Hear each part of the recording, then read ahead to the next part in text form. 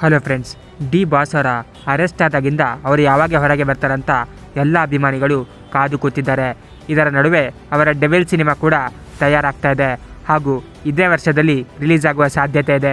ಇದನ್ನು ಕಂಡು ಎಲ್ಲ ಡಿ ಬಾಸ್ ಅಭಿಮಾನಿಗಳು ಈಗಲಿಂದನೇ ತಯಾರಿಯನ್ನು ನಡೆಸ್ಕೊತಾ ಇದ್ದಾರೆ ಹಾಗೂ ಈ ಸಿನಿಮಾವನ್ನು ಸೂಪರ್ ಹಿಟ್ ಮಾಡುತ್ತೇವೆ ಅಂತ ಈಗಾಗಲೇ ಹೇಳಿಕೊಂಡಿದ್ದಾರೆ.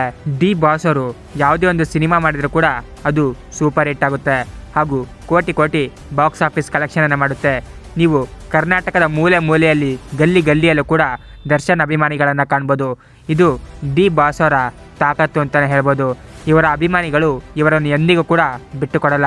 ಇವರಿಗೋಸ್ಕರ ಏನು ಮಾಡಲು ಕೂಡ ತಯಾರಾಗಿರ್ತಾರೆ. ಇದರ ನಡುವೆ ಡಿ ಬಾಸ್ ಅವರನ್ನು ಹೊರಗೆ ತರಿಸಲು ಹಲವಾರು ಪ್ರಯತ್ನಗಳು ಕೂಡ ನಡೀತಾ ಇದ್ದಾವೆ.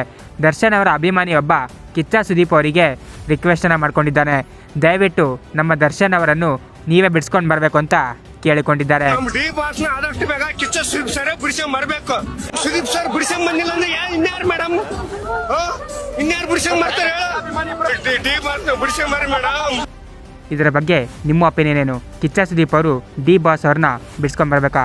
ಕಾಮೆಂಟ್ ಬಾಕ್ಸಲ್ಲಿ ತಿಳಿಸಿ ಹಾಗೂ ನೀವು ಕೂಡ ಡಿ ಬಾಸ್ ಅಭಿಮಾನಿ ಆಗಿದ್ದರೆ ಸಬ್ಸ್ಕ್ರೈಬ್ ಮಾಡಿ. Thank you.